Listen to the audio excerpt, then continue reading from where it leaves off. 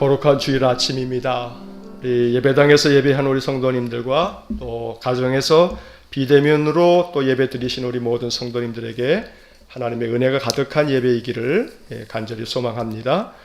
가정에서 비대면으로 예배를 드리셔도 여러분 경건한 마음으로 또 한 시간 찬송하면서 하나님께 예배할 수 있기를 간절히 바랍니다. 우리 찬송가 408장 함께 찬송 부르겠습니다. 찬송가 408장입니다.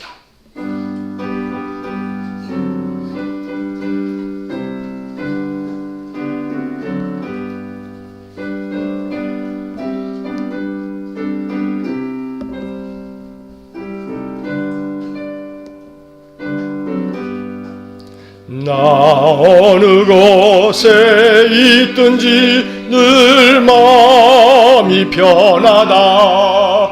주 예수 주신 평안은 늘 충만하도다. 나의 마음속이 늘 평안해. 나의 마음속이 늘 평안해. 악한 죄 파도가 많으나 마음이 늘 평안해. 내 맘에서는 영생수 한없이 흐르니 목마름 다시 없으며 늘 평안하도다. 나의 마음속이 늘 평안해. 나의 마음속이 늘 평안해. 악한 죄 파도가 많으나 마음이 늘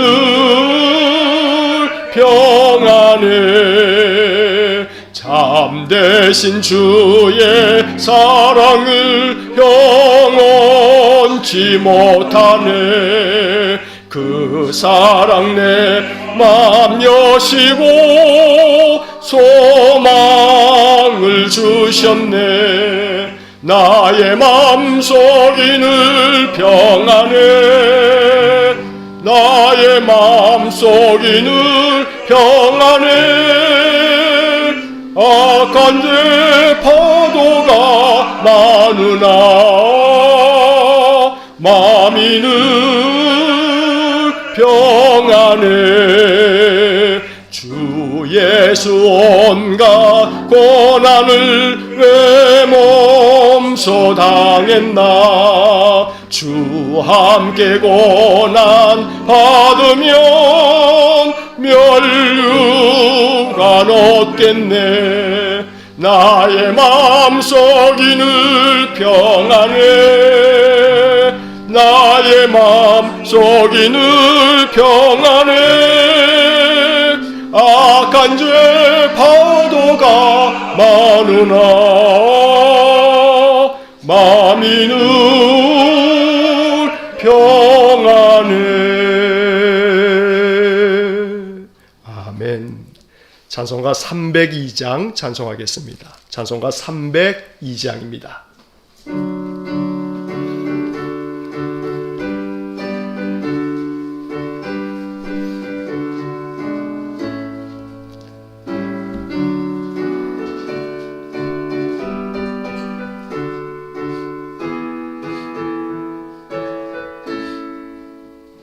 내 주 하나님 넓고 큰 은혜는 저 큰 바다보다 깊다. 너 곧 닷줄을 끌러 깊은 데로 저 한가운데 가보라. 언덕을 떠나서 장파에 배 띄워 내 주 예수 은혜의 바다로 내 맘껏 져가라. 왜 너 인생은 언제나 거기서 저 큰 바다 물결 보고 금이 모르는 깊은 바닷속을 한번 헤아려 안 보나. 언덕을 떠나서 장파에 배 띄워 내 주 예수 은혜의 바다로 내 맘껏 져가라. 많은 사람이 얕은 물가에서 저 큰 바다 가려다가 찰싹거리는 작은 파도 보고 마음 약하여 못 가네.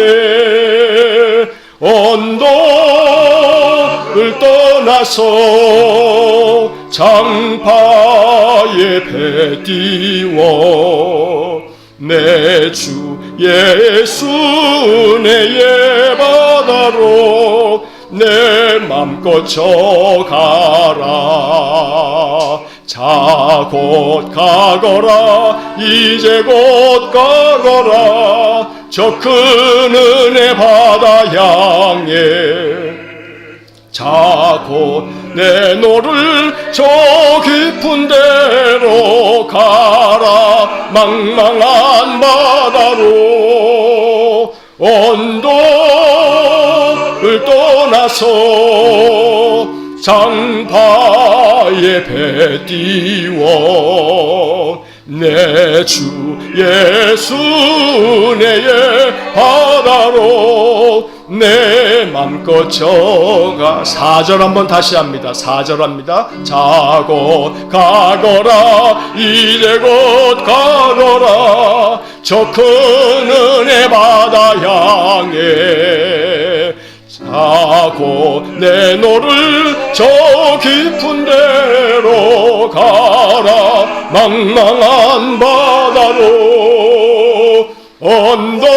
언덕을 떠나서 장파에 배 띄워 내 주 예수 은혜의 바다로 내 맘껏 져가라. 아멘. 사랑과 자비가 풍성하신 거룩하신 하나님, 지난 한 주간도 은혜 안에 우리의 생명을 지켜주시고 거룩한 주일 아침에 하나님께 나와 예배할 수 있는 은혜를 주셔서 감사합니다. 11월 첫째 날 거룩한 주일 주님 앞에 나와 예배하며 이 11월 한 달도 하나님께 우리의 모든 삶을 의탁하며 하나님의 은혜를 구합니다. 코로나로 말미암아 우리의 인생이 깨어지고 어그러진 지 벌써 이제 1년이 다가옵니다. 자비로우신 아버지 하나님, 하나님께서 우리 모든 믿음의 사람들을 늘 축복하여 주시고 주의 품에 품어주시고 안아주시고 우리의 인생의 모든 삶 믿음의 힘으로 잘 감당하며 살아갈 수 있도록 은혜 내려 주옵소서. 예배를 통하여 하나님께서 부어주시는 하늘의 은혜가 충만하기를 원합니다. 성삼위 하나님이 예배 가운데 임재하셔서 우리 모든 성도들의 예배를 받아주시고 우리에게 한량없는 은혜를 내려 주옵소서. 예배의 시종을 주님께 의탁하며 예수님 이름으로 기도하옵나이다. 아멘. 하늘에 계신 우리 아버지, 아버지의 이름을 거룩하게 하시며 아버지의 나라가 오게 하시며 아버지의 뜻이 하늘에서와 같이 땅에서도 이루어지게 하소서.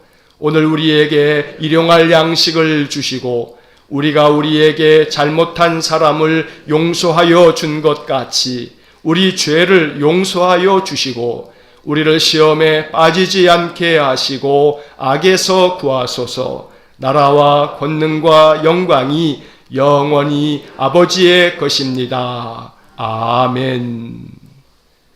찬송가 381장 찬송하겠습니다. 찬송가 381장입니다.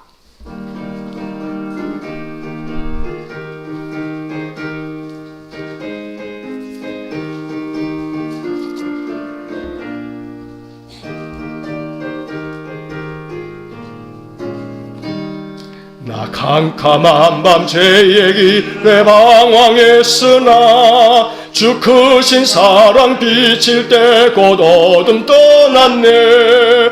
사랑의 빛 오늘 내 맘에 사랑의 빛 항상 있도다. 내가 예수 믿고 죄진 벗은 후 마음속에 항상 그 빛이 있도다. 저 검은 구름 하늘 덮고 풍랑이 일어나 온 세상 캄캄하여도 내 맘에 빛 있네. 사랑의 빛 오늘 내 맘에 사랑의 빛 항상 있도다. 내가 예수 믿고 죄진 벗은 후 마음속에 항상 그 빛이 있도다. 나 빛 가운데 행할 때에 주 함께하니 이 어두운 세상 등지고 나 전진하리라.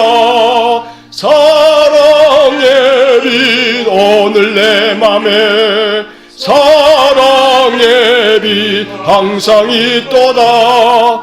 내가 예수 믿고 죄진 벗은 후 마음속에 항상 그 빛이 있도다. 나 넓게 퍼진 저 들판을 지나갈 때에 저 영광스런 그 열매 다 추수하겠네. 사랑의 빛 오늘 내 맘에 사랑의 빛 항상 있도다. 내가 예수 믿고 죄진 벗은 후 마음속에 항상 그 빛이 있도다. 나 잠시 후에 영광의 빛 내게 비칠 때 그 영광스런 주 얼굴 나 친히 뵙겠네. 사랑의 빛 오늘 내 맘에 사랑의 빛 항상 있도다. 내가 예수 믿고 죄진 벗은 후 마음속에 항상 그 빛이 있도다.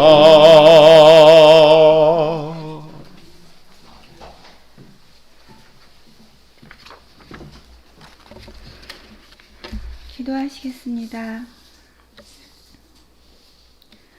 하나님 아버지, 오늘도 저희들에게 귀한 줄 허락하여 주셔서 고맙고 감사합니다.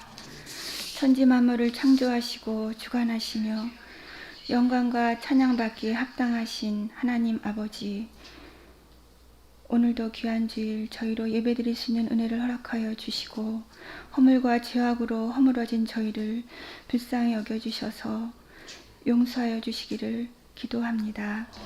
이 시간 우리의 생각이나 근심을 모두 내려놓고 하나님만 바라보는 예배되게 하여 주시기를 기도합니다.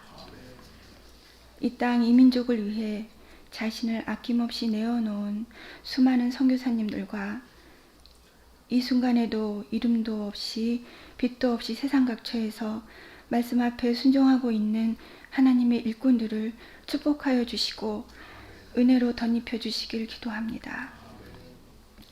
우리 일산은광교회 공동체를 위해 매일 새벽마다 기도하시며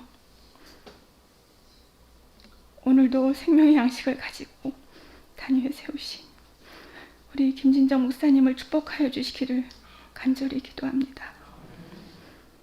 늘 영육간에 강건하여 주셔서 하나님의 전신갑주로 덧입혀 주시고 말씀 안에서 우리를 기르기에 부족함이 없도록 능력의 능력을 덧입혀 주시옵소서.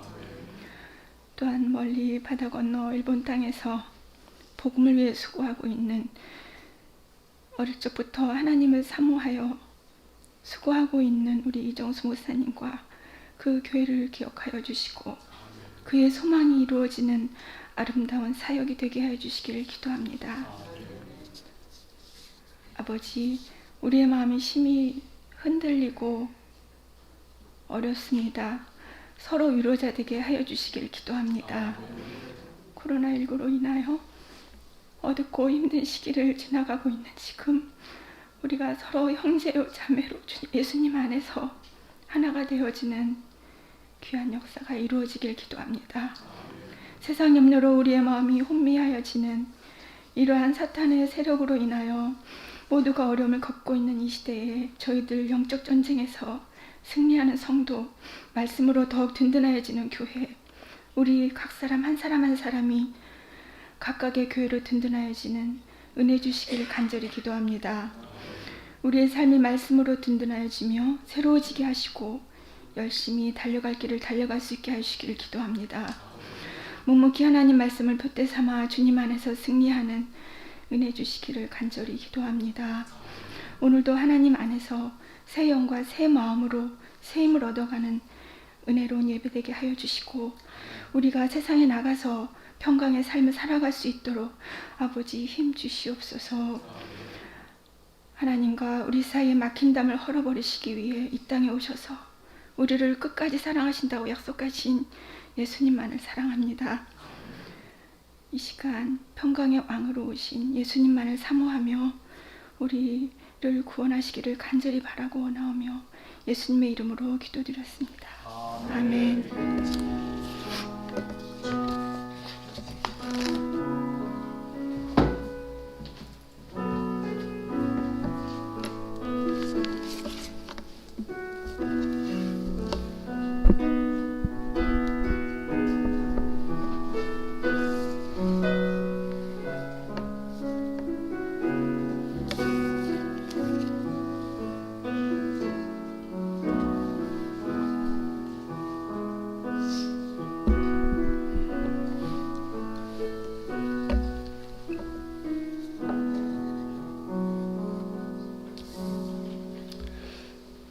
지난 주일에 그 매일 성경 추가로 신청하신 분들, 받아가지 못하신 분들은 예배 끝나시고 사무실 위에 책이 있으니까 사무실에서 받아가시기를 바랍니다.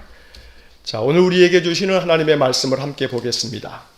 구약 성경 시편 37편 1절부터 7절까지의 말씀입니다. 구약 성경 827쪽 시편 37편 1절로 7절까지의 말씀 제가 봉독하겠습니다.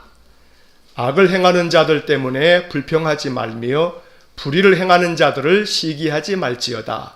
그들은 풀과 같이 속히 배임을 당할 것이며 푸른 채소같이 쇠잔할 것이미로다. 여호와를 의뢰하고 선을 행하라. 땅에 머무는 동안 그의 성실을 먹을거리로 삼을지어다. 또 여호와를 기뻐하라. 그가 내 마음의 소원을 내게 이루어 주시리로다. 내 길을 여호와께 맡기라. 그를 의지하면 그가 이루시고 내 의를 빛같이 나타내시며 내 공의를 정오의 빛같이 하시리로다. 여호와 앞에 잠잠하고 참고 기다리라. 자기 길이 형통하며 악한 꾀를 이루는 자 때문에 불평하지 말지어다. 아멘. 자, 오늘 우리 양재모 집사님 특송해 주시겠습니다. 양재모 집사님 특송한 다음에 민서가 곧 줄여요.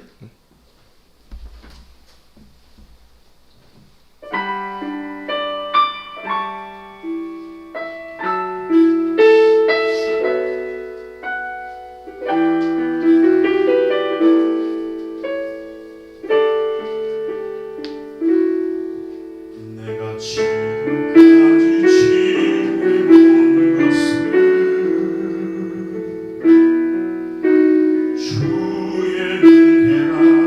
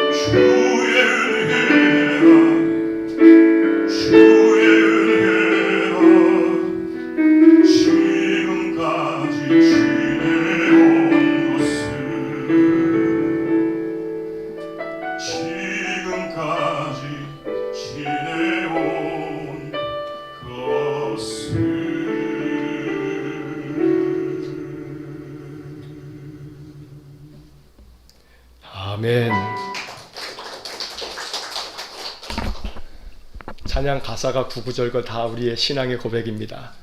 지금까지 지내온 것이 다 하나님의 은혜입니다. 11월 1일, 11월 첫째 주일이 됐습니다. 달력도 이제 2장밖에 안 남았습니다. 하나님께서 이 코로나 시대에 우리를 여기까지 이르도록 또 은혜 주신 줄로 믿고 또 감사와 찬양을 하나님께 올려드립니다. 자, 우리 서로 축복의 인사 한번 나누겠습니다. 옆에 있는 분, 앞에 뒤에 있는 보시면서 한번 이렇게 목례하시면서 사랑합니다. 손아트도 한번 날려보면서 축복합니다. 감사합니다.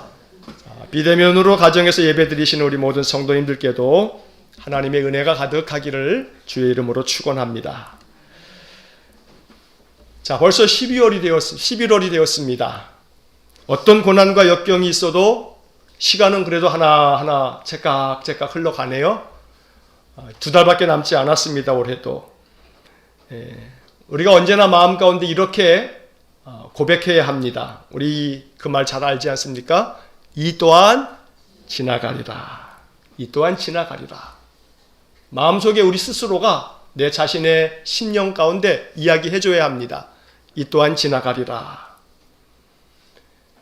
여러분, 차를 타고 가다 보면은 터널들이 나오잖아요. 자, 그러면 터널 딱 들어갔어요. 그러면 터널의 끝이 있어요, 없어요? 끝이 있지요. 모든 터널은 끝이 있어요. 그런데 또 한 가지 기억해야 할 것이 있습니다. 자, 터널의 끝이 있지만 터널이 끝이 있다는 것을 아는 사람은요, 터널을 끝까지 다 통과한 사람만이 터널의 끝이 있구나 이렇게 한단 말이에요. 물론 상식적으로 터널 입구에서 터널이네 그러면 뭐 당연히 터널이 막혔겠다고 생각하겠습니까? 당연히 이 터널이구나 하고서 지나가겠지요. 그러나 이 터널이라고 하는 것을 통해서 우리가 비유적으로 우리 인생의 삶이 이렇게 지금 터널 속에 터널 한가운데 들어가 있어도 마음속에 항상 생각할 것은 이 칠흑같이 어두운 터널 같은 우리의 인생에 반드시 끝은 있다. 저 터널을 지나가고 나면 내가 지금 터널을 지나왔구나 라고 그렇게 이야기할 날이 반드시 있을 겁니다. 자, 그렇기 때문에 여러분 터널을 지나갈 때 모든 차량들은요 다 라이트를 켜요. 터널을 지나갈 때 등불을 킨다 이 말이에요. 라이트를 켜고서 터널을 싹 지나가는 거예요. 그러면 어두워도 상관없어요. 차가 아니라고 예를 들어 보세요. 터널을 지나가는 사람에게 있어서 그 칠흑같이 어두운 터널을 지나가려면 뭐만 있으면 염려가 없어요. 등불만 있으면 염려될 게 하나 없어요. 자, 그래서 우리가 기억해야 할 말씀이 있죠. 시편 119편 105절 말씀. 주의 말씀은 내 발의 등이요 내 길의 빛이니이다. 시편 119편 105절 말씀. 우리 인생의 삶이 터널같이 터널의 지금 한가운데를 통과하며 칠흑같이 어두운 그런 인생을 통과한다 할지라도 마음속에 기억해야 할 것은 등불이 있으면 걱정 없다. 근데 그 등불은 바로 다름 아닌 주님의 말씀이다. 주님의 말씀은 내 발의 등이고 내 길의 빛이다. 내 인생길이 아무리 어두워도 내 인생길을 비추는 빛이 있으면, 등불이 있으면 염려할 거 없습니다. 자, 그래서 오늘 말씀의 등불을 켜야 되지 않겠습니까? 그래서 오늘 켜려고 하는 등불은 시편 37편이에요.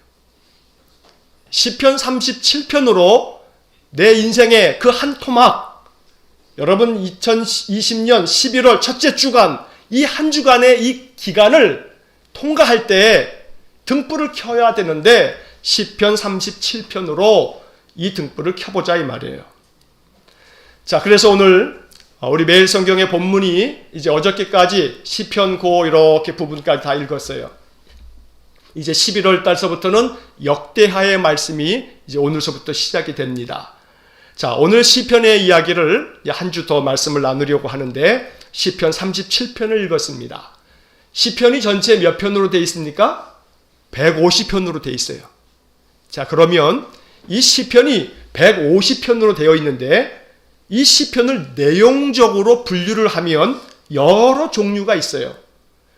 대체로 시편 150편까지의 내용 중에 가장 많은 분량을 차지하고 있는 것은 탄식시라고 그래요. 그 탄식시라는 게 뭐냐면 여러분 말 그대로 탄식이 뭐예요? 한숨 푹 쉬면서 탄식하는 거예요. 그러니까 인생의 삶이 너무나 괴롭고 너무나 힘든 일이 많아서 하나님 내가 힘들어 죽겠어요. 내가 나를 공격하고 나를 해하려고 하는 그 원수들 때문에 내가 정말 못 살겠어요. 그렇게 하나님 앞에 탄식 어린 마음으로 기도하는 시가 시편 150편 중에서 아마 반 이상일 거예요. 그만큼 많아요. 자, 그런데 오늘 성경의 말씀에서 이 시편이 그 150편까지 나오는 그 많은 말씀들 중에 탄식시도 있지만 감사의 시도 있고요. 또 하나님을 찬양하는 찬양시도 있고 왕 위를 올라가는 등극하는 제왕시도 있고 메시아가 올 거다라는 메시아 예언시도 있고 또 혹은 우리에게 지혜를 가르쳐주는 지혜시도 있어요. 혹은 그걸 교훈시 그러기도 해요. 자, 오늘 시편 37편의 말씀은 바로 그 지혜시, 교훈시라고 부르는 그러한 시편입니다. 하나님의 백성들이 인생을 살아갈 때 어떻게 살아가야 하는가 그 지혜를 가르쳐주는 그런 말씀이 바로 오늘 시편의 말씀인 것입니다. 자, 그런데 이 시편 37편을 한마디로 정리하자면 이렇게 정리할 수 있어요. 초점을 하나님께 맞춰라. 이게 시편 37편의 결론이에요. 초점을 하나님께 맞춰라. 그래서 제가 오늘 말씀의 제목을 초점 맞추기 이렇게 정했어요. 시편 37편은 초점을 하나님께 맞추라고 하는 교훈이 담겨져 있는 그런 성경이에요. 저는 그렇게 이 말씀을 해석한단 말이에요. 자, 여러분 갓난아기가 태어나면 그저 한 달이고 또 그 이후 지나게 되면 이 아기가 어떤 자극에 반응을 하게 되어 있어요. 그래서 한두 달 지나면 뭐 가지고 아이 앞에서 막 이래요. 딸랑이 가지고 뭐 다 큰 엄마 아빠가 뭐 딸랑이 가지고 뭐 장난감도 아니고 그러나 아이한테 자극을 주려고 말해요. 자, 이쪽에서도 흔들어 보고 이쪽에서도 흔들어 보고 왜 그래요? 아이가 그 자극에 잘 반응하나 안 하나를 보는 거예요. 이거 대단히 중요한 과정이에요.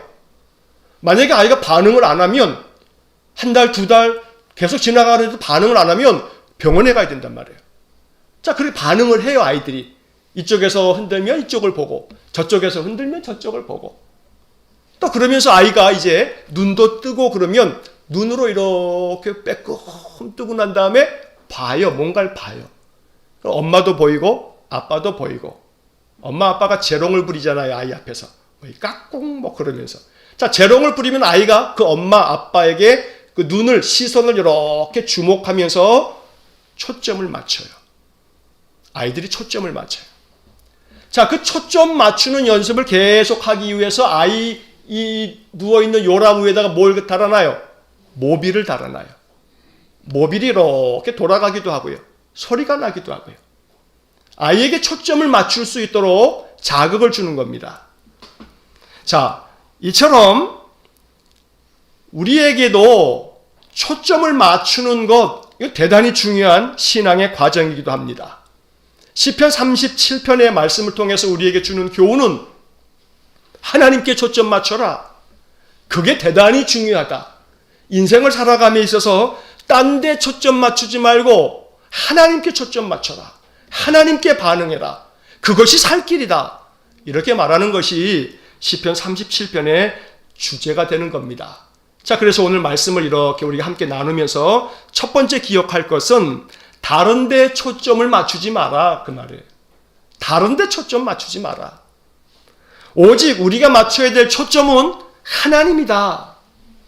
자, 이 말씀을 본문이 이렇게 얘기하는 겁니다. 1절을 한번 보십시오. 자, 1절을 보시면 악을 행하는 자들 때문에 불평하지 말며 불의를 행하는 자들을 시기하지 말지어다. 이렇게 말씀하고 있어요. 악을 행하는 자들 때문에 불평하지 말아라. 시기를 행하는 자들 또 불의를 행하는 자들 때문에 시기하지 말아라. 자, 그런데 이 말씀을 여러분 주보를 한번 펴셔서 세번역 성경이 주보 안에 있어요. 자, 세번역 성경을 한번 보시겠습니다. 자, 유튜브로 비대면 예배를 드리시는 분들도 그 유튜브 화면 밑에 일산은광교회 실시간 예배 써있는 글씨를 탁 누르시면 그 밑에 성경 번역들이 쫙 나옵니다. 그래서 이렇게 올리시면 세번역 성경도 거기 나옵니다. 자, 세번역 성경 1절을 한번 보시면 악한 자들이 잘 된다고 해서 속상해하지 말며 불의한 자들이 잘 산다고 해서 시세워하지 말아라. 이 세번역 성경의 맨 끝에 시세워하지 말아라. 이 시세우다는 것은 뭐냐면 쉽게 말하면 시샘하지 마라. 자기보다 잘 되거나 또 더 나은 사람들을 그냥 공연히 미워하거나 싫어하지 마라. 샘내지 마라. 이러한 이야기입니다. 자, 그런데 그 밑에 공동번역을 한번 보십시오. 공동번역도 같은 의미에서 이렇게 번역해 놓았죠. 악한 자가 잘 된다고 불평하지 말며 불의한 자가 잘 산다고 부러워하지 마라. 이렇게 말씀하고 있습니다. 자, 이 1절의 말씀을 저는 이렇게 풀이를 하면서 제목을 붙인 거예요. 초점을 맞추는데 하나님께만 초점 맞추고 다른 데 초점 맞추지 마라.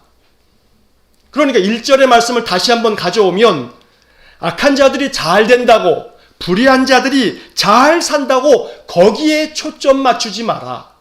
오직 하나님께 초점 맞춰라. 이렇게 말씀하는 것입니다. 그러면 여러분 1절 말씀을 가만히 보세요. 여기에 행간의 의미가 있어요. 숨은 뜻이 있단 말이에요. 어떤 숨은 뜻이 있냐면 악한 사람들이 어떻다는 거예요? 잘 되는 거예요? 못 되는 거예요? 잘 된다는 말이에요. 악한 사람들이 잘 된다고 해서 속상해하지 마라. 이 말씀 속의 행간의 의미는 얘들아, 악한 사람들은 잘 되게 되어 있어. 이런 행간의 속뜻이 있는 거죠.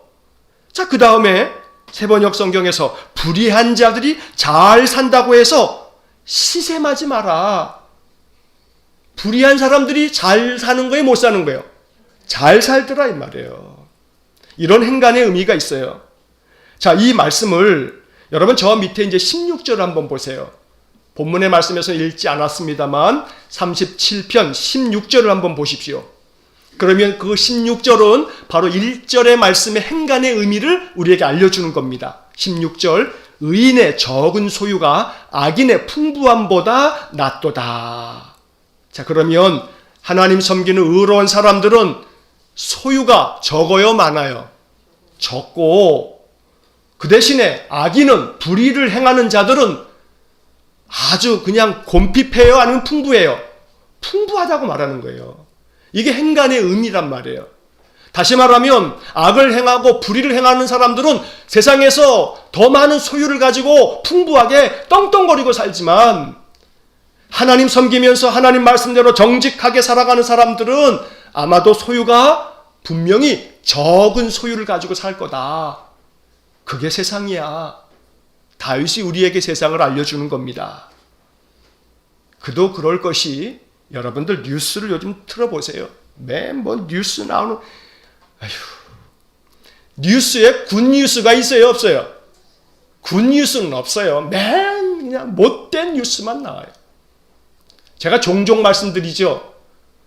도대체 이 신문방송학, 요즘에는 뭐 커뮤니케이션학이라고 많이들 그러던데 언론 매체라고 하는 것의 속성 자체가요, 인간의 그 본질을 보여주고 있어요. 인간의 본질, 성경이 말하는 그 인간은 뭐냐면 죄된 인간, 죄의 속성을 가득 가지고 있는 인간. 그러니까 물론 그도 그럴 것이 언론이 세상을 보여주는 창인데 세상을 알려주는 거 아니겠어요? 뉴스가 뭐예요? 오늘 새로운 일들이 이런 일들이 있었다 하는 것을 알려주는 건데 뉴스를 틀어보면 맨 죄다 굿뉴스는 찾아보기가 힘들어요. 일단은 데스크에서 편집 과정에서 굿뉴스를 내보내지를 않는 모양이에요. 맨 못된 소식만 나오는데 요즘 나오는 못된 소식 중에 제일 못된 소식은요, 뭐 요즘 나오는 것도 아니에요. 벌써 오래전서부터 있어 왔던 얘기예요. 맨 뉴스 틀면 하루에 한 번씩 안 나오는 뉴스가 없는 안 나오는 날이 없는 뉴스. 라임, 옵티머스. 이건 하루에도 빠짐없이 나와요. 이거 언제쯤 해결은 제대로 될런가 몰라요. 복잡하니까 그냥 에이 알 것도 없다 하고서 그냥 꺼버리든지 다른 화면으로 돌리겠습니다만, 참 오늘 성경의 말씀의 이 행간의 의미가 고스란히 나오는 얘기예요. 여러분 생각해 보세요. 증권사에서, 은행에서 증권도 다 뭐 주식도 팔고 뭐 그러니까 말이에요. 아, 여기다 투자를 한번 해보시라고. 이거는 굉장히 좋은 상품이라고. 왜냐하면 위험 부담이 없다고. 이 옵티머스 이 자산 운용사, 사람들 돈 모아가지고 그거 운용해가지고 거기서 이득 남으면 투자한 사람들한테 나눠주는 게 이게 옵티머스라는 회사, 또 혹은 우리가 알고 있는 라임이라고 하는 회사예요. 이게 다 자산을 운용해주는 회사예요. 근데 이놈들이 이 옵티머스가 그죠? NH증권이 주로 한 80% 정도를 갖다 커버했다니까 은행을 통해 가지고 파는 거예요. 이거 참 좋은 상품이다. 왜냐하면 공기관에, 공적 기관, 공공기관에다가 투자하는 거니까. 공공기관에서 예를 들면 뭐 우리나라 대한민국 채권이라고 봐요. 그런 공적 기관에서 내놓은 채권들에다가 투자하는 거니까 이건 대단히 안전하다. 이렇게 해놓고서 그거 다 누구한테 투자했냐 하면 조폭이 사장인 부실 기업에다가 투자해 놓은 거예요. 그러니까 그 투자했던 게 제대로 굴러갑니까? 그렇게 해서 모은 돈이 말이에요. 한 2,900여 명의 투자자들을 통해 가지고 자그만치 1억 2천억을 말도 안 나오네. 1조 2천억이에요. 1조 2천억. 모은 게. 그래가지고 손실 본 게 5,500억이에요. 5,500억. 그 손실 본 거 누가 먹은 거예요? 오늘 성경으로 얘기하면 그 악을 행하는 자들, 불의를 행하는 자들이 꿀꺽꿀꺽 먹은 거예요. 그게 한 놈만 먹었겠어요? 거기에 콩고물 없었겠어요? 알고도 모르는 척. 아니 금융경찰이라고 말하는 금융감독원, 금융위원회, 증권거래소, 또 은행, 그거 몰랐겠냐 이 말이에요. 청와대는 몰랐겠어요? 정치인은 몰랐겠어요? 나쁜 놈들이에요. 그러니까 불똥이 어디 튈지 모르니까 서로 간에 지금 공방하잖아요. 그 뉴스를 우리가 맨날 들어야 돼, 이게. 이게 세상이에요, 이게. 그런데 성경은 뭐라고 얘기하냐면, 그런 막 돌아가는 이 악한 세상에 초점 맞추지 마라. 그거 자꾸 초점 맞추면 너만 속 터진다. 초점을 어디다 맞춰라? 하나님께 맞춰라. 하나님께 맞춰라. 악한 자들이 아무리 잘 된다고 해서, 그들이 떵떵거리고 잘 산다고 해서 불평하지도 말고 시기하지도 말고 속상해하지도 말고 부러워하지도 말아라. 근데 사실 그 당사자가 되게 되면 속상하지 않겠어요? 은퇴하면서 은퇴자금 몇 억을 갖다가 한꺼번에 이건 채권에다가, 공적 기관들의 채권에다 투자한다고 하니까 이것만큼은 안전하겠구나. 그 개인만이 아니고 뭐 기관들도 뭐 회사들도 뭐 몇십억씩 몇백억씩 투자했다가 그냥 꽝 돼버렸어요. 이거 한두 놈이 그런 일 저질렀겠어요? 이거 단순히 머리 좋은 경제사범들만 했겠어요? 누가 비호해주는 자가 없는데 이게 이렇게 다 이만큼까지 왔겠어요? 안 봐도, 속된 말로 그 안 봐도 삼천리예요. 자, 이러한 세상 가운데서 다윗은 우리에게 이 37편을 통해서 말하고 있는 거예요. 자, 그들은 결국은 망할 거다, 망할 거다. 자, 7절 말씀을 한번 보시면 그 7절 말씀 그 하반절에 그렇게 돼 있어요. 자기 길이 형통하며 악한 꾀를 이루는 자 때문에 불평하지 말지어다. 자, 1절에서 이렇게 불평하지 마라. 악한 자들, 불의한 자들이 잘 살아도 너 시기하지 말고 속상해하지 마라. 그러더니 7절 말씀에서 또 한 번 반복하고 있는 거예요. 반복하고 있어요. 자, 그런데 새번역 성경을 한번 보세요. 주보에. 새번역 성경의 7절 말씀을 보시면 이 새번역 성경의 번역이 참 의미 있게 번역이 돼 있어요. 그 7절 하반절에 중간에 보면 가는 길이 언제나 평탄하다고 자랑하는 자들과 악한 계획도 언제나 이룰 수 있다는 자들 때문에 마음 상해하지 말아라. 이건 뉘앙스가 좀 달라요. 앞에 나오는 뉘앙스는 가는 길이 언제나 평탄하다고 자랑하는 자들, 이것은 우리들일 수도 있어요. 나 자신일 수도 있어요. 내 인생의 삶이 그다지 그렇게 큰 어려움 없이 그렇게 그냥 평탄하게 살아간다면 내 인생 그렇게 평탄하게 살아가겠지 하면서 스스로 마음 가운데 자랑스럽게 여기는 그런 사람들도 마찬가지. 동시에 악한 계획도 언제나 이루어질 수 있다는 자들, 소위 말해서 지금 말씀드린 라임이나 옵티머스에 관계된 모든 인간들은요, 악한 꾀를 가지고 이거는 되게끔 돼 있어 하면서 얼마나 치밀하게 계획을 해가지고 꾸몄겠어요. 라임은 그래도 그나마 조금 나아요. 처음부터 사기칠 생각은 없었던 거예요. 그러나 운영이 잘 삐뚤어지고 엉뚱하게 가고 그러면서 이제 막 뒤에 가서 망가지기 시작했는데, 옵티머스는 처음부터 사기칠 작정으로 시작된 아주 못된 놈들이거든요. 자, 그러면 오늘 이 성경의 말씀이 우리에게 주는 그 영적 교훈, 그 지혜는 뭐냐 하면, 결국 그렇게 악한 계획을 가지고도 항상 이 계획이 이루어질 거야 라고 하는 그러한 자들 때문에 마음 상해하지 마라. 왜냐하면 9절 말씀 한번 보겠습니다. 9절 말씀 보시면 9절 앞에 이렇게 되어 있습니다. 진실로 악을 행하는 자들은 끊어질 것이나, 악을 행하는 자들은 어떻게 된다고요? 끊어진다고요. 끊어진다고요. 자, 그 다음에 10절 말씀 보겠습니다. 10절 말씀에 보면 잠시 후에는 악인이 없어지리니 내가 그것을 자세히 살필지라도 없으리로다. 잠시 후에는 없어진다. 없어진다. 네가 아무리 그 사람 찾아보려고 해도 아무리 살펴도 없을 거다. 자, 17절. 17절에 이렇게 나옵니다. 악인의 팔은 부러지나 의인은 여호와께서 붙드시는도다. 악인의 팔은 어떻게 된다고요? 부러진다고요. 하나님이 부러뜨리시겠다고 말씀하시는 거예요. 악인의 팔은 내가 그 팔 모가지를 확 분질러 버릴 거다. 자, 그 다음에 더 절정은요, 20절을 한번 보세요. 20절의 말씀에서는 악인들은 멸망하고 여호와의 원수들은 어린 양의 기름같이 타서 연기가 되어 없어지리로다.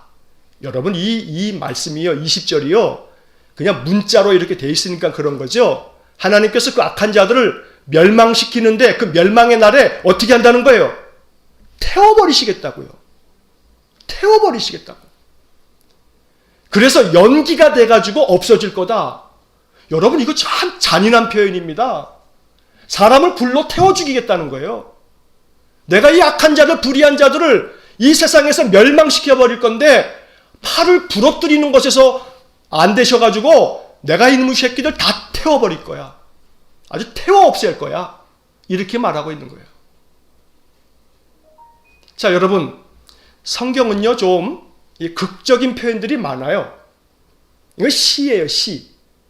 자, 시가 이렇게 비유적으로 극적인 표현을 통해서 우리에게 이야기하는 것은 반드시 하나님께서 정의롭게, 공의롭게 세상을 심판하실 것이다 라고 하는 것을 교훈하고 있는 시가 37편이에요. 뉴스를 보니까 가끔씩 코미디보다 더 재밌는 뉴스들이 종종 있어요. 야, 저건 진짜 코미디다. 요즘엔 뉴스 어느 꼭지 중에 그런 꼭지가 있죠. 전직 두 대통령이 지금 이명박 대통령하고 박근혜 대통령이 영어의 신세로 옥에 갇혀져 있어요. 근데 뉴스에서 그런 뉴스 한번 보셨을 거예요.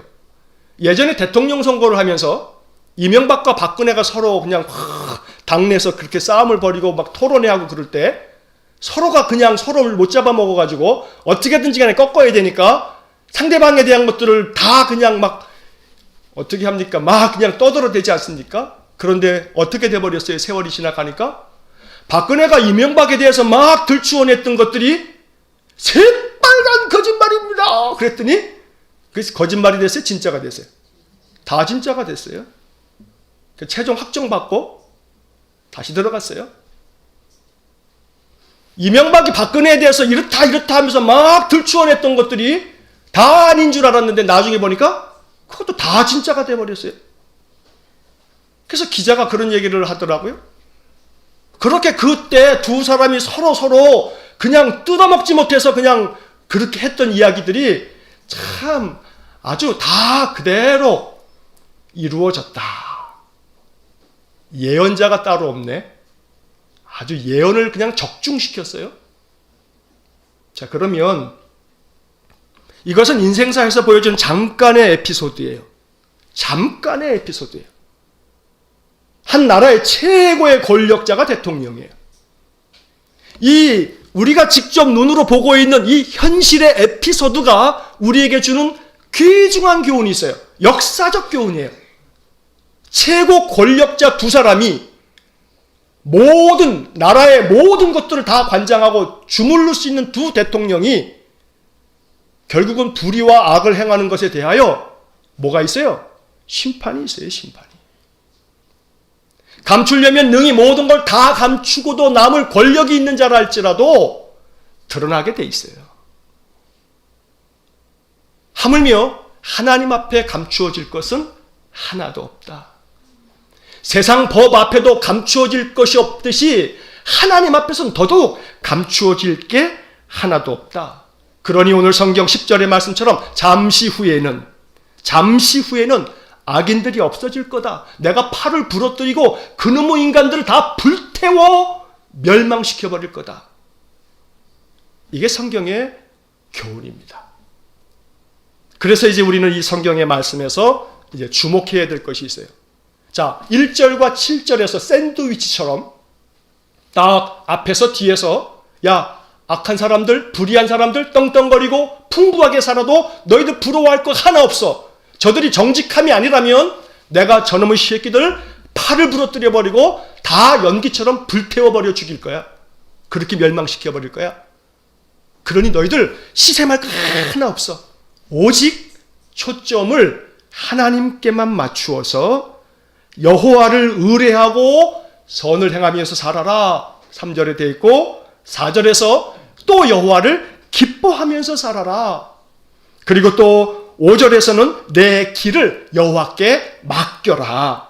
7절 여호와 앞에 잠잠하고 참고 기다려라. 이런 말씀들이 주옥같이 쓰여져 있습니다. 정말 보배와 같은 말씀들입니다. 저는 오늘 이 3절, 4절, 또 5절, 그리고 7절에 나와 있는 이 구절들을 설명하지 않을 거예요. 왜냐하면 여호와를 의뢰하고 여호와 의지하고 선을 행하라. 여호와를 기뻐해라. 너의 길을 여호와께 맡겨라. 여호와 앞에 잠잠히 그저 기다리면서 참고 하나님만 바라봐라. 이러한 말씀들은 성경에 가득 찬 말씀이에요. 언제나 제가 설교를 하면서 이러한 말씀들은 많이 이야기를 했고 앞으로도 많이 이야기를 할 거예요. 오늘의 초점은 여기에 있는 게 아니에요. 초점을 여호와께 맞추면서 이렇게 살아가라. 3절, 4절, 5절, 7절에 나와 있는 말씀처럼 살아가라. 이것은 우리가 익히 아는 바예요. 아는 바. 자, 그렇다면 오늘 이 말씀 속에서 우리가 보아야 할 것이 있어요. 자, 악한 자들이 이렇게 잘 되는 거, 잘 사는 거, 풍부하게 사는 거, 여기 초점 맞추지 말고 하나님께 초점 맞춰라. 그게 복이다. 거기에 생명이 있다. 자, 이 말씀을 우리가 읽으면서 제가 여러분들에게 하나 재밌는 거 하나를 알려드릴게요. 지금 한번 해보셔도 괜찮아요. 아니면 집에 가서 한번 해보셔도 되고요. 자, 핸드폰이 있으시면 뭐 한번 해보셔도 돼요. 핸드폰 한번 꺼내보세요. 자, 그럼 사진기 어플이 있잖아요. 예? 그죠? 사진기를 한번 이렇게 한번 도대체 목사님 뭐 하려고 그러나 설교 시간에 뭐 핸드폰 꺼내고 사진기를 열라 그러나 그러겠습니다만 자, 사진기 어플을 이렇게 사진 찍는 거 아시죠? 핸드폰으로 사진 찍는 거. 자, 이 사진 찍는 어플을 가지고 이렇게 이제 앞을 향해서 이렇게 보세요. 앞을 향해서 뭐 십자가를 보든지 뭐 어디든지 뭐 이렇게 딱 보시면 화면이 딱 보이죠. 그죠? 자, 그런데 소위 말해서 이런 스마트폰 이 카메라가 아닌 그건 뭐라 그러는 거예요? DSLR이라 그러는 거예요? 예? 이렇게 뭐 초점 맞추면서 찍는 사진, DSLR 맞죠? 자, 그런 사진기가 아니어도 요즘에 나오는 핸드폰들은요, 참 성능이 좋아가지고요, 뭐가 되냐 하면 아웃포커싱이 돼요. 아웃포커싱. 제가 그거 설명드리려고 지금 핸드폰 한번 꺼내보시라는 거예요. 자, 그냥은 안 돼요. 그냥은 그냥 인물 사진도 그냥 찍히는 거예요. 그런데 이 사진기를 말이에요. 여기다 이렇게 대놓고 여기다 손가락을 하나 이렇게 손가락이든 뭐든 이렇게 가까이 이렇게 딱 대보면요. 그러면 이 스마트폰의 이 렌즈가 초점을 얘한테 맞춰요. 가까이에 있는 물체 피사체에다가 초점을 얘가 맞춰요. 그러면서 저 뒤에 있는 것들이 다 어떻게 되냐면 뿌얘져요. 뿌얘져요. 한번 해보세요. 그래요, 안 그래요? 멀리서 해야 돼요. 이렇게 가까이서 하면 안 돼요. 똑같아요. 조금 멀리서 보면서 이렇게 멀리 있을 때는 그냥 선명했던 뒤에 배경이 얘를 하나 딱 갖다 대는 순간 초점이 얘한테 맞춰지면서 뒤에 있는 배경이 뿌얘지는 아웃포커싱이 돼요. 자, 나중에 한번 해보세요. 이제 방법을 가르쳐 드렸으니까. 그런데 이렇게 초점을 맞추었던 요 손을 조금 더 뒤로 이렇게 하면요, 아웃포커싱이 안 돼요. 왜냐하면 얘가 그 정도밖에 성능이 안 되니까. 자, 제가 예전에도 아웃포커싱에 대한 이야기는 종종 비유적으로 말씀을 드린 바가 있어요. 오늘 초점을 맞춰라, 초점을 여호와께 맞춰라, 이 말씀을 드리는 중이기 때문에 제가 오늘 카메라를 한번 들어보고서 한번 해보시라고 말씀을 드렸어요. 자, 세상을 이렇게 그냥 맨눈으로 바라보면요, 그냥 세상이 다 들여다 보여요. 카메라를 가지고 이렇게 찍으려고 딱 어디든 대면 세상 것들이 다 보여요. 다 보이면 너무나 속이 복잡해져요. 세상이 더 복잡한 이유는요, 그게 다 보이고 다 들리기 때문에 그래요. 그런데 어느 하나에다가 초점을 딱 맞추면요, 나머지 것들이 다 뭐가 되냐면 아웃포커싱이 돼요. 희미해진단 말이에요. 흐려져요. 그렇다고 해서 나머지 뒤에 것들이 없어진 거냐? 아니에요. 없어진 건 아니에요. 그대로 있어요. 그대로 있지만 아웃포커싱이 돼가지고 걔가 내 눈에서는 흐려져.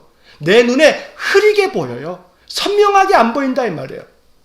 나에게 선명하게 보이는 것은 내가 이렇게 가까이에 초점을 맞추고 있는 바로 그 피사체만 선명하게 보이는 게 아웃포커싱이라는 사진 찍는 그런 기법이에요. 인생의 삶에서도 마찬가지예요. 오늘 이 시편 37편은 아웃포커싱 하면서 살아라 그러는 거예요. 그 대신 그 초점을 맞추는 그 피사체, 가까이 있어야 될 피사체는 뭐냐 하면 바로 여호와 하나님이다. 여호와 하나님께 초점을 맞추면 나머지 것들은 다 아웃포커싱, 흐려진다. 잘 안 보인다 그게. 근데 그 아웃포커싱을 위해서는 그 피사체를, 초점을 맞추는 것을 이 렌즈에 어떻게 해야 돼요? 가까이 해야 되는 거예요. 가까이. 뿌옇게 보일 것들이 더 멀리 있어야 되고 피사체가 그 렌즈에 가까이 있을 때 아웃포커싱이 되는 거예요. 이 비유적인 이야기에 중요한 메시지가 있어요. 하나님의 말씀을 내 렌즈에 가까이 들이대면요, 초점이 하나님의 말씀에 맞추어져요. 그리고 말씀 이외에 나머지 것들은요, 세상 근심, 걱정, 염려, 스트레스, 세상의 온갖 안 좋은 소식들은요, 뿌옇게 아웃포커싱이 돼요. 그러니까 오직 어떻게 해야 하자는 거예요? 초점을 맞추자. 뭐에? 하나님께 초점 맞추자. 하나님 말씀에 초점 맞추자. 그리고 그 말씀을 어떻게 하자? 내 인생의 렌즈 앞에 가까이 들이대자. 그러면 나머지는 다 아웃포커싱이 되니까. 이렇게 초점 맞추기 연습을 해야 되는 거예요. 초점 맞추기 연습을. 날마다. 자, 그런 점에서 이제 본문의 말씀을 이제 이렇게 적용을 할 수가 있어요. 이 말씀을 이제 우리의 삶에다가 적용을 하자 이 말이에요. 첫째, 늘 부정적인 생각에 초점을 맞추면요, 부정적인 것들만 잔뜩 보여요. 긍정적인 것에 초점을 맞춰보세요. 그럼 부정적인 게 다 뿌옇게 아웃포커싱이 돼요. 뭐 하나 뭐든지 생각만 하면 항상 부정적인 생각. 안 될 거야. 할 수 없어. 뭐든지 내 마음속에 갖는 생각들이 잔뜩 부정적인 생각만 가득하면 거기에 그 사람은 초점을 맞춘 거예요.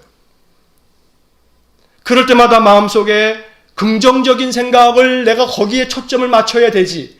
그러면 나머지 것들 그다 뿌옇게 보이지. 내가 어디에 내 생각에 초점을 맞출 것인가? 내 생각은 항상 어디에 초점을 맞추고 사나? 한번 생각해 보셔야 돼요. 두 번째, 상대방 때문에 화가 치밀어 오를 일들이 세상 살다 보면 많아요. 하루에도 여러 번이야. 아침에 눈 떴더니 옆에서 자고 있는 인간이 먼저부터 속을 확 치밀어 오르게 화나게 만드네. 아침에 깨서 바깥에 나갔더니 아이고 이놈의 왼수 같은 이놈의 자식 새끼가 또 아침부터 속을 긁어놓네. 그래, 아침에 식구들은 좋았다 쳐. 식구들은 좋았는데 딱 나가서 일터에 갔더니 아, 저놈의 인간 언제까지 봐야 돼 하는 인간이 여전히 오늘도 결근도 않고 출근해가지고 내 속을 박박 긁네. 어떤 누군가 다른 나 아닌 타인 때문에 화가 막 치밀어 올라요.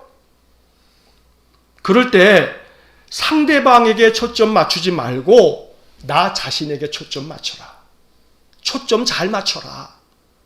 이게 오늘 우리에게 주시는 말씀에 대한 적용이라 이 말이에요. 다시 말해서 이렇게 생각해 보셔야 돼요. 아이고, 내가 저놈의 인간 때문에 화를 내면, 저놈의 인간 때문에 속상해하면 누구만 손해예요? 나만 손해지. 내가 저놈의 인간보다는 내 마음이 더 소중하지. 저놈의 인간 때문에 내가 자꾸 신경 쓰고 저놈의 인간 때문에 마음 괴로워하는 그 마음의 초점을 나한테 옮겨서 내가 얼마나 소중한데 내 마음이 저놈의 인간 때문에 상하거나 다치면 안 되지 하고 자기 마음을 잘 지키기 위해서 찬송 한 곡 좀 마음속으로 한 소절이라도 부르면서 하나님 의지하는 마음을 갖는 것. 그러면 그놈의 인간들이 다 아웃포커싱이 되는 거예요. 아웃포커싱. 그래서 오늘 성경의 말씀이 연기가 되어 없어지리니 그랬잖아요. 아웃포커싱은 연기처럼 뿌얘지는 거라 이 말이에요. 당장에 그놈의 인간이 없어지지는 않지만 연기처럼 뿌옇게 보이면서 내 시각에서 초점을 잃어버리면 나는 그놈의 인간하고 상관없이 은혜의 길을 잘 유지할 수 있다 이 말이에요. 그러니까 초점을 누구에게 맞추느냐, 초점을 뭐에 맞추느냐, 이것이 중요한 겁니다. 어떤 일이 뜻대로 되지 않아서 속상할 때 많아요. 자기의 마음의 계획대로 안 돼서 생각했던 것들대로 이루어지지 않아서 마음 아프고 괴로울 때 많아요. 자, 그럴 때에도 마찬가지.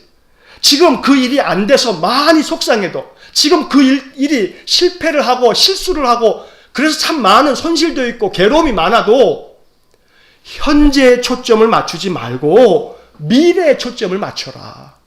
초점 맞추기가 중요한 거예요. 지금 내가 가지고 있는 이 괴로움의 문제에 초점 맞추지 말고, 지금 안 된 것에 초점 맞추지 말고, 이것이 다 회복되고 전화위복이 돼서 오히려 더 나은 것이 돼버릴 수 있는 미래를 바라보면서 미래에 초점 맞춰라. 결국 인생의 삶에서 오늘 시편 37편을 지혜시라고 말씀드렸죠. 가장 지혜로운 인생은 초점 맞추기를 잘하는 사람이 지혜의 사람이다 라고 말씀드리는 것입니다. 이제 말씀을 맺겠습니다. 시편 73편 28절 말씀에 보면 이런 구절이 나옵니다. 하나님께 가까이 함이 나에게 복이다. 하나님께 가까이 하는 것이 나에게 복이다. 왜? 하나님이 나에게 가까이 와 계시면, 내가 하나님 가까이 가서 하나님과 나 사이가 가까워지면 초점이 하나님께 맞춰질 테니까. 그러면 나머지가 다 아웃포커싱이 돼서 연기처럼 뿌옇게 흐려질 테니까. 그러면 내 마음에 평강이 있고 내 마음의 삶을, 내 마음 중심을 지킬 수 있어서 인생을 잘 지혜롭게 살 수 있다. 그러므로 날마다 하나님을 가까이 하는 복된 삶이 되시기를 축복합니다. 하나님을 가까이 하듯 하나님 말씀을 가까이 하고 세상 돌아가는 이 악한 세상에 악을 행하는 자, 불의한 자들이 더 잘 살고 떵떵거리며 살아도 거기에 초점 두지 말고 인생의 삶을 사는 동안에도 그저 여러 가지 나의 생각이 그저 부정적인 생각에만 묶여있지 말고 나를 속상하게 만드는 외부적인 모든 환경에 초점 맞추지 말고 지금 현재 일에만 초점 맞추지 말고 내 인생의 삶에 어디에 초점을 맞추며 사는 것이 이게 지혜로운 일일까? 항상 이것을 생각해야 합니다. 우리가 흔히 하는 너무나 잘 아는 이야기 있잖아요. 콜라를 반잔을 딱 마셔놓고 난 다음에 그 콜라병에 남은 반잔을 딱 바라보면서 어떤 사람은 아이고야 아직도 반이나 남았네. 어떤 인간은 반밖에 안 남았어. 마시긴 지가 처먹고 마시기는 지가 마시고 나서도 반밖에 안 남았잖아 하고서 투덜거리면 그놈의 인간은 초점을 어디에 맞추는 거예요? 계속해서 반밖에 안 남았다고 투덜거리면서 그렇게 초점을 거기에 맞추면 결국 손해는 누가 보는 거예요? 자기만 손해인 거예요. 우리의 인생의 삶에서 초점을 어디에 맞추며 사느냐? 이것이 지혜로운 인생이냐 어리석은 인생이냐? 이것을 가늠하는 기준이다. 그러니 오늘 성경 말씀을 묵상하면서 하나님, 항상 하나님께서 내게 가르쳐 주신 지혜를 가지고 내가 세상 살아갈 때 초점 맞추기를 잘하면서 사는 지혜로운 인생이 되게 해주십시오. 이렇게 기도하시면서 날마다 마음 가운데 그 평강을 잘 지켜가시는 그런 초점을 맞추셔서 하나님을 가까이 하시고 하나님 말씀을 가까이 두어서 그 말씀에 초점 맞춤으로 인해서 나머지 인생사 괴로움들을 다 아웃포커싱 시켜서 날마다 하나님 은혜 안에서 평강을 누리며 살아갈 수 있기를 주의 이름으로 간절히 축원합니다. 기도하겠습니다. 사랑이 많으신 아버지 하나님, 우리의 시선을 사로잡는 것들이 세상에 많습니다. 우리가 자꾸 신경 쓰지 않아도 될 것들에 반응을 보이면서 마음 속상해 할 일들이 세상에 많습니다. 그래서 지혜가 필요합니다. 오늘 37편 이 시편의 말씀을 통해서 지혜를 얻기 원합니다.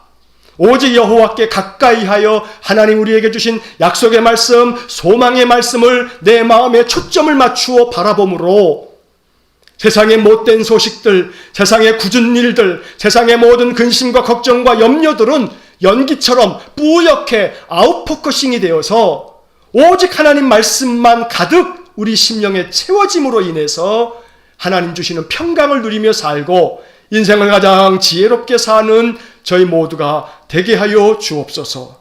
초점 맞추기를 잘 하여서 하나님께로부터 참 지혜로운 믿음의 백성이라고 칭찬받는 저희 모두가 되게 해 주옵소서. 예수님 이름으로 기도하옵나이다. 아멘. 찬송가 543장 찬송하겠습니다. 찬송가 543장입니다.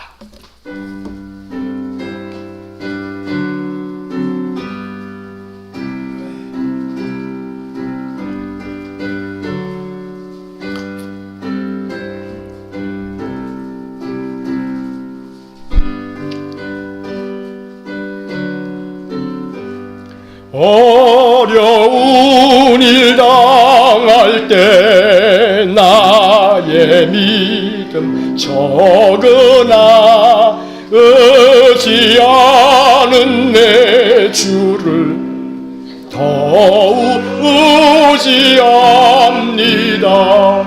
세월 지나갈수록 의지할 것뿐일세. 무슨 일을 당해도 예수 의지합니다. 성령 성령께서 내 마음 밝히 비춰 주시니 인도하심 따라서 주만 의지합니다. 세월 지나갈수록 의지할 것뿐일세. 무슨 일을 당해도 예수 의지합니다. 밝을 때의 노래와 어두울 때의 기도로 위태할 때 도움을 주께 간구합니다. 세월 지나갈수록 의지할 것뿐일세. 무슨 일을 당해도 예수 의지합니다. 생명 있을 동안에 예수 의지합니다. 천국 올라가도록 의지할 것뿐일세. 세월 지나갈수록 의지할 것뿐일세.